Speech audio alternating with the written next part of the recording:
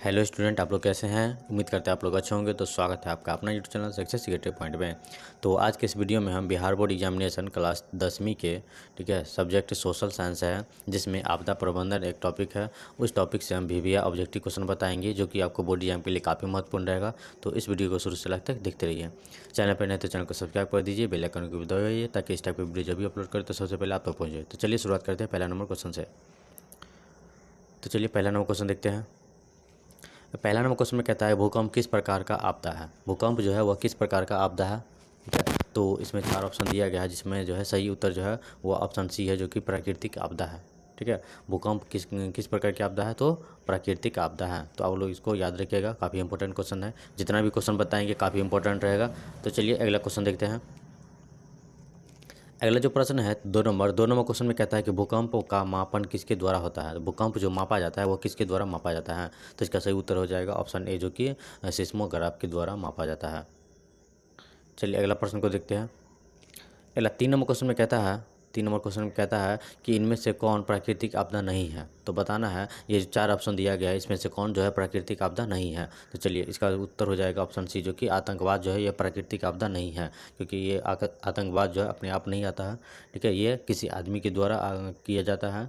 तो ये जो है मानवकृत आपदा है, ठीक है। इसको हम मानवकृत आपदा कहते हैं, इसको प्राकृतिक आपदा नहीं कहेंगे। चलिए नेक्स्ट अगला प्रश्न को देखते हैं। 4 नंबर क्वेश्चन में कहता है बिहार में भूकंप कब आया था। बिहार में जो है भूकंप आया था वो कब आया था। तो इसका सही उत्तर हो जाएगा ऑप्शन ए, जो कि 1934 में आया था। चलिए अगला प्रश्न को देखते हैं। अगला 5 नंबर क्वेश्चन में कहता है कि महाराष्ट्र में भूकंप आने का मुख्य कारण था। तो महाराष्ट्र में जो भूकंप आने का मुख्य कारण क्या था। तो इसका सही उत्तर हो जाएगा ऑप्शन डी, जो कि कोयना बांध का निर्माण होना। चलिए नेक्स्ट अगला प्रश्न को देखते हैं। 6 नंबर क्वेश्चन में कहता है 6 नंबर क्वेश्चन जो है, ठीक है, 6 नंबर क्वेश्चन में कहता है निम्न से कौन प्राकृतिक आपदा नहीं है। तो इसमें से बताना है कि कौन जो है प्राकृतिक आपदा नहीं है। तो इसका सही उत्तर हो जाएगा ऑप्शन बी, जो कि हिंसा जो है वो प्राकृतिक आपदा नहीं है। अगला प्रश्न है 7 नंबर क्वेश्चन में कहता है कि भोपाल गैस त्रासदी किस प्रकार की आपदा थी। तो भोपाल गैस त्रासदी जो है वह किस प्रकार की आपदा थी। तो इसका उत्तर हो जाएगा ऑप्शन सी, जो कि वायुमंडलीय आपदा थी। नेक्स्ट अगला 8 नंबर क्वेश्चन में कहता है कि सुनामी का प्रमुख कारण क्या है। तो सुनामी का जो प्रमुख कारण है वो क्या है। तो इसका सही उत्तर हो जाएगा ऑप्शन ए, जो कि समुद्र में भूकंप आना ही सुनामी कहलाता है, ठीक है। चलिए अगला प्रश्न को देखते हैं। अगला 9 नंबर क्वेश्चन में कहता है कि बिहार का कौन सा क्षेत्र बाढ़ग्रस्त क्षेत्र है। तो बिहार में जो है वो कौन सा क्षेत्र है जो बाढ़ग्रस्त क्षेत्र है। तो इसका उत्तर हो जाएगा ऑप्शन डी, जो कि उत्तरी बिहार, ठीक है। अगला प्रश्न को देखते हैं। चलिए 10 नंबर क्वेश्चन में कहता है कि बिहार की बड़ी त्रासदी में से एक है। तो बिहार की बड़ी त्रासदी में से कौन सी एक है। तो इसका उत्तर हो जाएगा ऑप्शन सी, जो कि बाढ़ जो है वो सबसे बड़ी त्रासदी है। चलिए अगला प्रश्न को देखते हैं। अगला 11 नंबर क्वेश्चन में कहता है कि पश्चिम बंगाल में बाढ़ की विभीषिका वाली कौन नदी है। तो विभीषिका वाली जो है कौन नदी है पश्चिम बंगाल में। इसका उत्तर हो जाएगा ऑप्शन ए, जो कि दामोदर नदी है।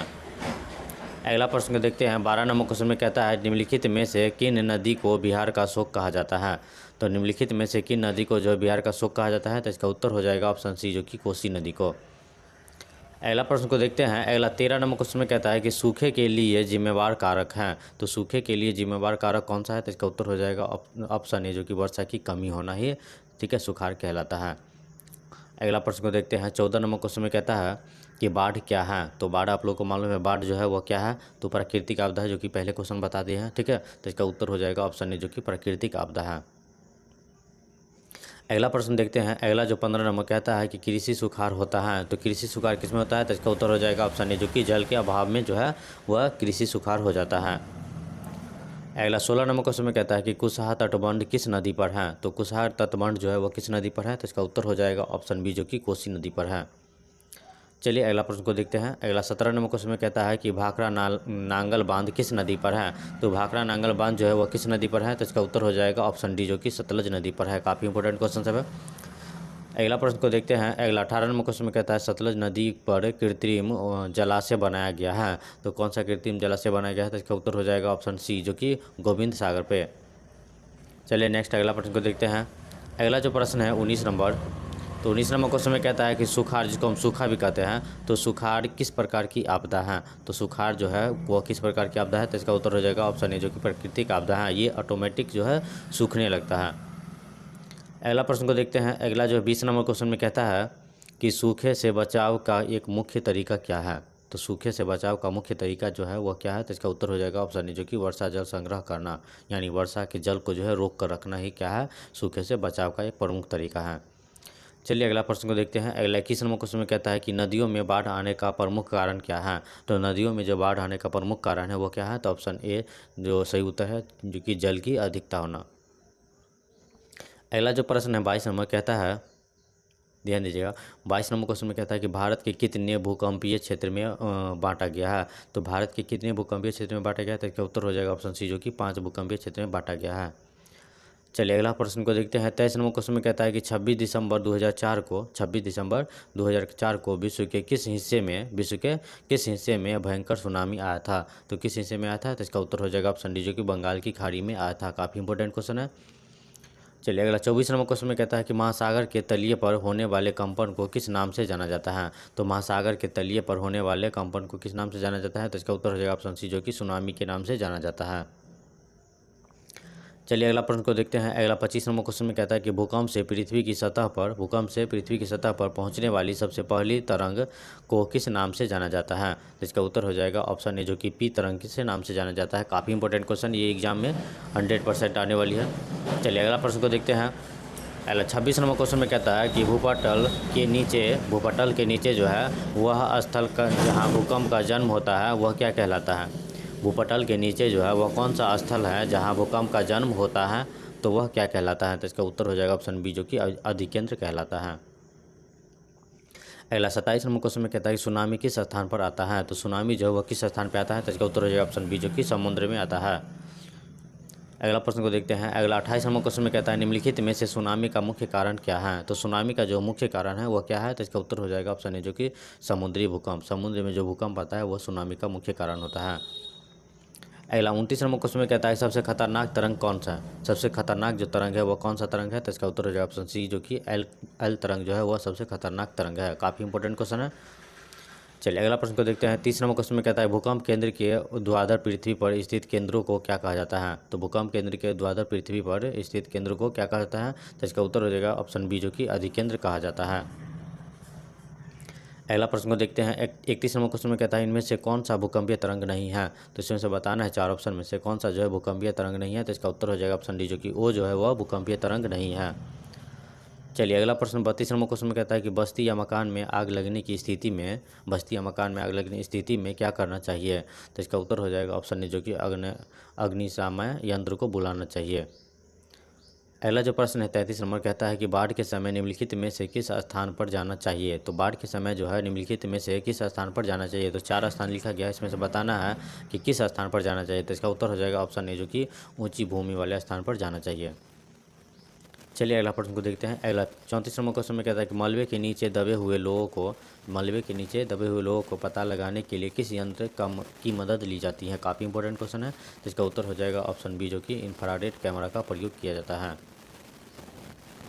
अगला जो प्रश्न है 35 नंबर कहता है कि आग से जलने की स्थिति में जले हुए स्थान पर क्या प्राथमिक उपचार करना चाहिए। तो इसका उत्तर हो जाएगा ऑप्शन ए जो कि ठंडा पानी डालना चाहिए। अगला जो प्रश्न है 36 नंबर कहता है कि संचार का सबसे लोकप्रिय साधन है। तो संचार का जो सबसे लोकप्रिय साधन कौन सा है, तो इसका उत्तर हो जाएगा ऑप्शन ए जो कि सार्वजनिक टेलीफोन। अगला जो प्रश्न है 37 नंबर कहता है कि इनमें से कौन सा जो है प्राकृतिक आपदा नहीं है। तो इसमें से बताना है कौन सा जो है प्राकृतिक आपदा नहीं है। तो इसका उत्तर हो जाएगा ऑप्शन डी जो कि आतंकवाद जो है यह प्राकृतिक आपदा नहीं है। चलिए अगला प्रश्न को देखते हैं। 38 नंबर क्वेश्चन में कहता है कि भारत में कितने प्रतिशत भूमि भूकंप प्रभावित है। तो कितने प्रतिशत भूमि जो है वो भूकंप से प्रभावित है। तो इसका उत्तर हो जाएगा ऑप्शन बी जो कि 56% प्रभावित है। अगला प्रश्न को देखते हैं। अगला 39 नंबर क्वेश्चन में कहता है कि सामान्य संचार व्यवस्था के बाधित होने का मुख्य कारण है। तो सामान्य संचार व्यवस्था के बाधित होने का मुख्य कारण क्या है, तो इसका उत्तर हो जाएगा ऑप्शन डी जो कि कंबुल का टूट जाना। अगला 40 नंबर क्वेश्चन में कहता है वैकल्पिक संचार साधन इनमें से कौन नहीं है। तो वैकल्पिक संचार साधन जो है वो कौन सा नहीं है, तो इसका उत्तर हो जाएगा ऑप्शन डी जो कि अंतरिक्ष जो है वह वैकल्पिक संचार साधन नहीं है। अगला प्रश्न 41 नंबर कहता है कि सुदूर संवेदी उपग्रह जिसको हम रिमोट सेंसिंग उपग्रह भी कहते हैं का प्रयोग किस लिए होता है। तो इसका उत्तर हो जाएगा ऑप्शन डी जो कि सभी के लिए, जैसे कि दूर संचार के लिए, मौसम विज्ञान के लिए, संसाधनों की खोज के लिए किया जाता है। 42 नंबर क्वेश्चन में कहता है कि वर्तमान में सबसे अधिक उपयोग देने वाला साधन कौन सा है। तो वर्तमान में जो है सबसे अधिक उपयोग देने वाला साधन कौन सा है, तो इसका उत्तर हो जाएगा ऑप्शन सी, जो कि मोबाइल है। चलिए अगला प्रश्न को देखते हैं।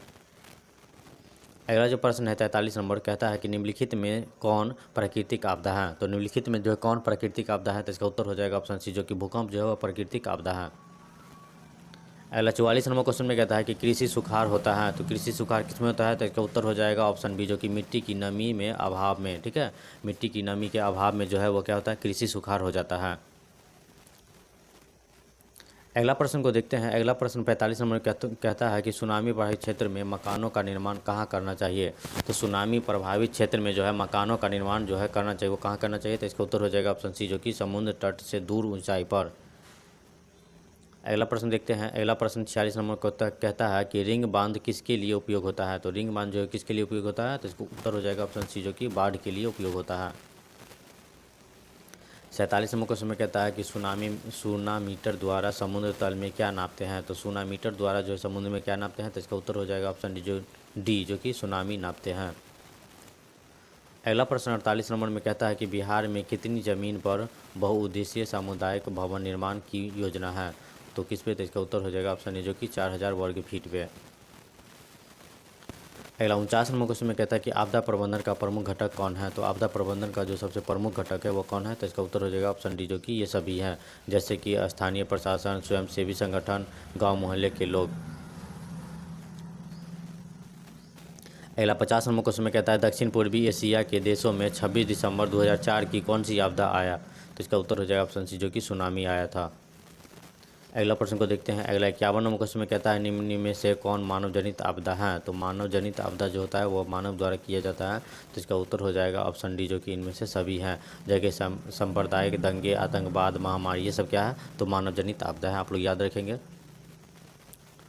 52 नंबर क्वेश्चन में कहता है कि बाढ़ से सबसे अधिक हानि होती है। तो बाढ़ में सबसे अधिक हानि किसको होती है, तो इसका उत्तर होगा ऑप्शन डी, जो कि उपयुक्त सभी को, जैसे कि फसलों को, पशुओं को, भवनों को, इस सभी को जो है बाढ़ से बहुत अधिक हानि होती है।